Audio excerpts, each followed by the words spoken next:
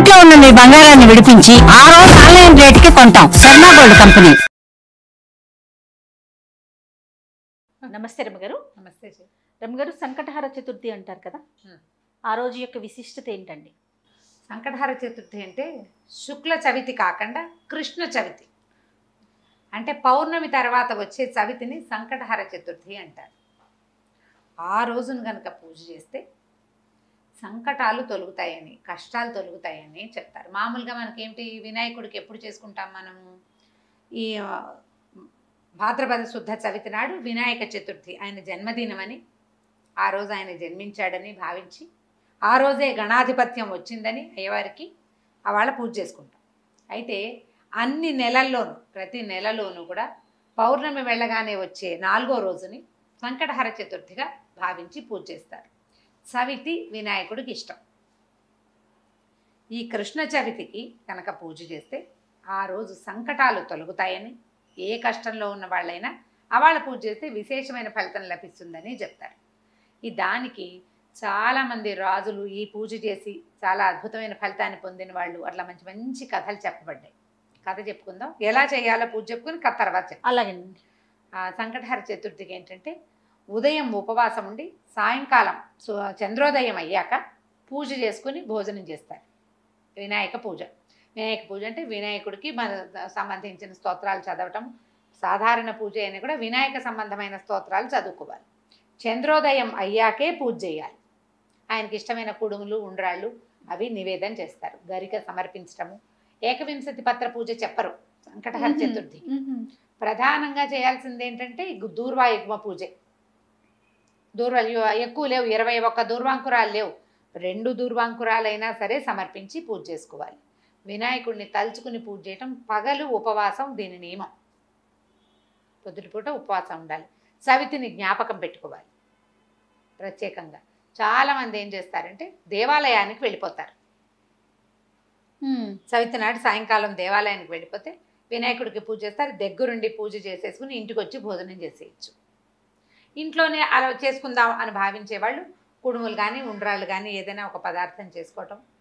సూర్యాస్తమయం అయ్యాక దీపారాధన చేసుకుని చంద్రోదయం అవుతుండగా గణపతి పూజ. మన దగ్గర ఎట్లాగో గణపతికి సంవత్సరం అంతా చేసుకునే పూజ పుస్తకం ఉంటుంది కదా, ఏటా చేసుకునేది.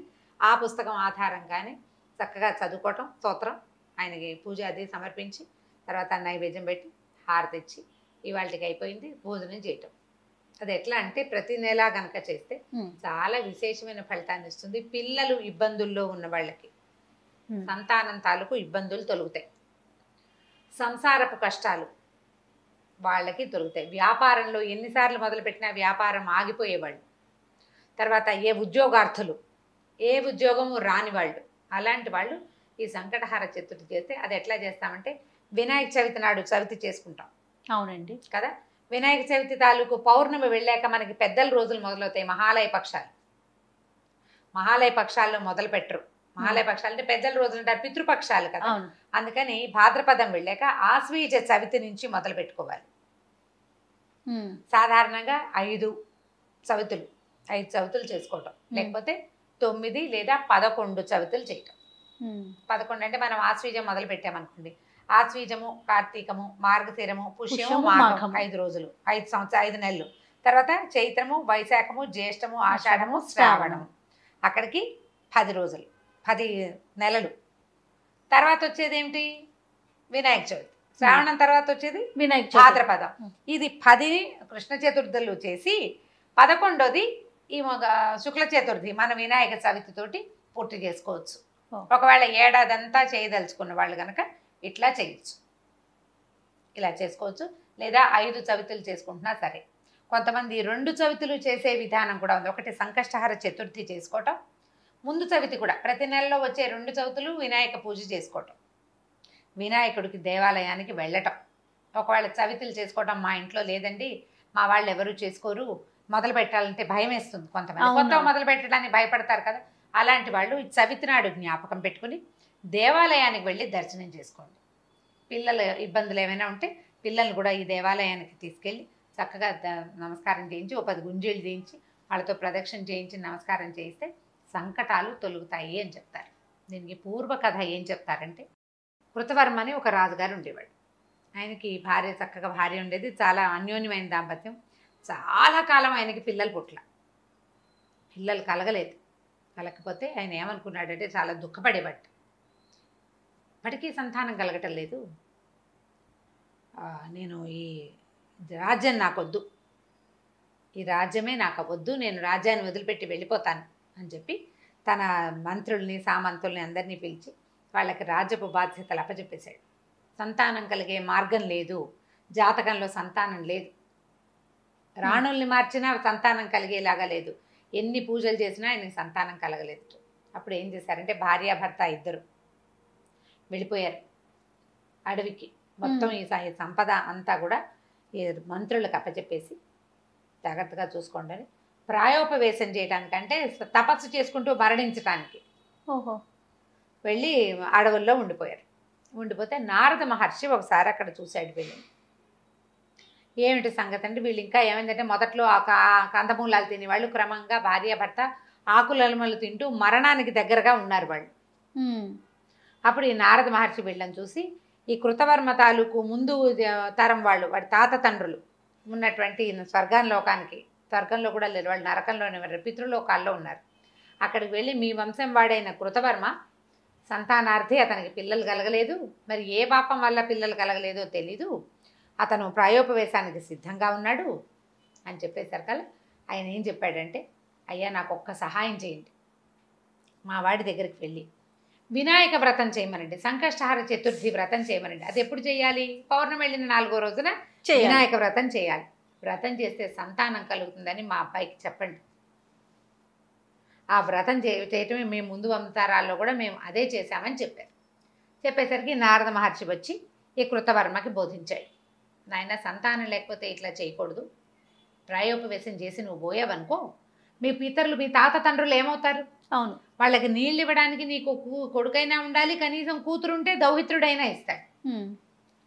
అవకాశం లేకుండా చేసేస్తావు, నీ తాత తండ్రులంతా బాధపడతారు, నీ పితృదేవతలు దుఃఖపడుతున్నారు, నువ్వు ఇక చతుర్థి వ్రతం చేసుకో అని చెప్పాడు. చెప్పేసరికి ఆయన సరేనని ఈ సంకటహార చతుర్థులు చేయటం మొదలుపెట్టాడు. అనతి కాలంలోనే ఆయన భార్య గర్భవతి అయింది. సంతానం కోసం మరి తపస్సు, ఈ తపశ్చర్య మానేసి పూజ చేసుకోవటం మొదలుపెట్టి సంసారంలో పడ్డారు మళ్ళీ వాళ్ళు. గర్భవతి అయ్యేసరికి అబ్బో ఎంతో సంతోషించారు, వేడుకలు చేసుకున్నారు. ఈవిడ గర్భవతి అన్న కబురు తెలియగానే ఈయన రాజ్యానికి తీసుకెళ్ళిపోయారు వాళ్ళంతా వచ్చి. ఎంత విశేషంగా చేశారో, చాలా విశేషమైన వేడుకలు చేశారు. ఈయన ప్రతి నెల చేసేవాడు. ఆవిడ గర్భవతి అవ్వకముందు చాలా జాగ్రత్తగా చేశాడు, గర్భవతి అయ్యాక కొద్దిగా పూజ చేస్తూ ఉండేవాడు, బొమ్మోమ్ అనేవాడు. వచ్చేసింది కదా ప్రెగ్నెన్సీ. అయితే ఏమైంది, కొన్నాళ్ళకి ఆవిడే 10 నెలలు 11 నెలలు అయ్యాక కన్నది పిల్లవాడు. చంద్రుడు లాంటి ముఖం, ఎంత బాగున్నాడో పిల్లవాడు, కానీ చేతులు పాదాలు లేవు. అంగహీనుడైన కుమారుడు కలిగాడు. పిల్లవాడు మహాందంగా ఉన్నాడు, చేతులు లేవు, కాళ్ళు లేవు. ఆవిడ విపరీతంగా ఏడ్చింది, ఏం చేసుకోను ఈ శిశువుని నేను, రాజ్యానికి ఉత్తరాధికారి కావాలని పెద్దలకి నివాపాంజలి ఇవ్వాలని కన్నాము, వీడికి చేతులు లేవు కాళ్ళు లేవు, ఇంత అంగవైకల్యంతో పుట్టిన బిడ్డ భగవంతుడు ఎందుకు ఇచ్చాడు నాకు ఇటువంటి బిడ్డని, నేనేం చెయ్యాలి అని విపరీతంగా దుఃఖించింది. అయితే అప్పుడు 100 మంది ఋషులు వాళ్ళు వచ్చి, అమ్మ కార్యకారణ సంబంధం ఉంటుంది, ప్రతిదానికి ఒకటి జరిగిందంటే దానికి ఒక కారణం ఉంటుంది, ఇలా జరగడానికి దానికి ఒక కారణం. దీనికి ఇప్పుడు నీకు నీ పెద్దలకి నీళ్ళు ఇవ్వడం కోసం జన్మించిన కుమారుడికి చేతులు వస్తాయేమో రేపొద్దున, పిల్లవాడిని సంరక్షించండి అని చాలా చెప్పారు. చెప్పేసరికి సరే ఏం చేశారు, కృతవీర్యుని కుమారుడు కార్తవీర్యుడు అని పేరు పెట్టి పెంచుకున్నారు పిల్లాడికి 9 సంవత్సరాలు 11 సంవత్సరాల దాకా వయసు వచ్చింది. గొడుగు చేశారు. గొడుగు చేసిన అబ్బాయి జపం చేయలేడు, ఏం చేయలేడు, చేతులు లేవు కదా, అలాగే పెరిగాడు. రాజు చేయవలసిన క్రియగా చేసేసారు, యజ్ఞోపేతం వేసి పెట్టారు. అయితే అబ్బాయికి 11 సంవత్సరాలు వచ్చిన తర్వాత దత్తాత్రేయ స్వామి వచ్చారు ఇక్కడికి. వచ్చి నీ అపురూపమైన నీ కుమారుణ్ణి చూడ్డానికి వచ్చాను నేను, చాలా అపురూపమైన కుమారుడు కలిగేట నీకు, వాడిని చూడడానికి వచ్చానంటే బాధపడ్డారు. కానీ వీళ్ళు ఆ పిల్లాడిని తెచ్చి చూపించారు. చూపిస్తే ఆయన కృతవీర్యుడు చాలా దుఃఖపడ్డాడు. నేను సంకటహార చతుర్థులు చేశాను, చతుర్థి వ్రతాలు చేశాము కుమారుడు కోసం, ఎందుకు గణపతి నాకు ఇటువంటి కుమారుని ఇచ్చాడో తెలియలేదు నాకు అంటే, ఈయన ఏమన్నాడంటే, నువ్వు వ్రతం చేసేటప్పుడు ఆచమనాదులు సరిగ్గా చేయవలసిన క్రియలు కొన్ని సరిగ్గా చేయకపోవటం వల్లే ఉండవలసిన కొన్ని అవయవాలు లేకుండా పోయాయి. నీ తాలూకు కర్మానుభవం వల్ల నువ్వు పొరపాటు చేసావు, అది పిల్లవాడు అనుభవించవలసి వచ్చింది. వీడి అనుభవ కాలం తీరిపోయింది అని ఈ అబ్బాయికి ఏకాక్షర గణపతి మంత్రాన్ని ఉపదేశం చేశాడు.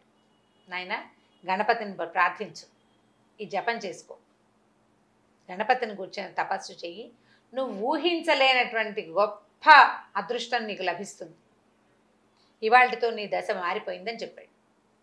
గణపతి మంత్రాన్ని తీసుకున్న పిల్లవాడు, నేను ఇక్కడ ఉండను, నన్ను అడవికి పంపించేసి. అడవికి పంపించాలంటే పిల్లాడు నడవలేడు, ఎవరినైనా పంపాలి. అప్పుడు ఒక మనిషి వాహనాన్ని ఏర్పరిచి నరవాహనాన్ని ఈ పిల్లవాడిని అక్కడికి అడవిలోకి పంపించారు.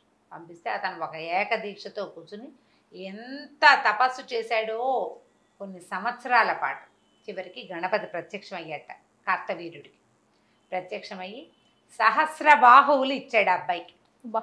చేతులు లేని పిల్లవాడికి 1000 బాహువులు ఇచ్చాడు. పాదాలు వచ్చేసినాయి, ఈ చేతులకి 1000 చేతులు.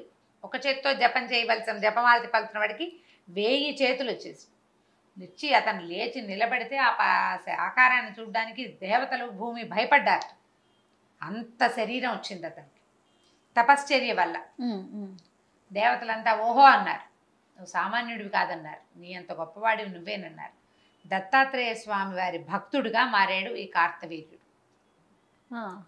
చాలా విశేషంగా అప్పటి నుంచి ఎప్పుడూ నిత్యము కూడా ఈ గణపతి పూజని అతను చేసుకుంటూ ఉండేవాడు. ఈ కార్తవీర్యుడు ఎవరి అంటే సుదర్శన చక్రాయుధం తాలూకు అంశావతారం అని చెప్తారు. విష్ణు భక్తుడు ఆయన. ఇట్లా పుట్టాడు, దత్తాత్రేయ స్వామికి భక్తుడిగా మారాడు. సంకటహర చతుర్థి వ్రతం చేయటం వల్ల పుట్టిన కుమారుడు ఆ చతుర్థుల్లోనే జపం చేయటం వల్ల అతనికి 1000 చేతులు వచ్చినాయని.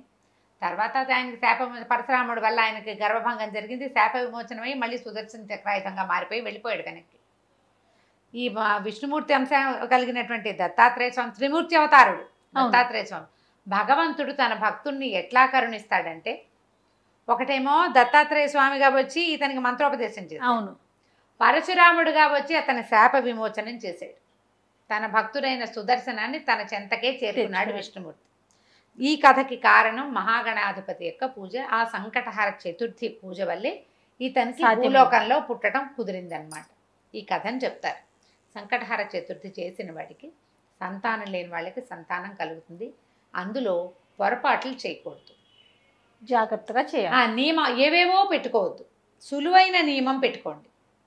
పగలు ఆహారం తీసుకోము, అన్నం తినం, పగలు అన్నం తినం, రాత్రి అన్నం తింటాం.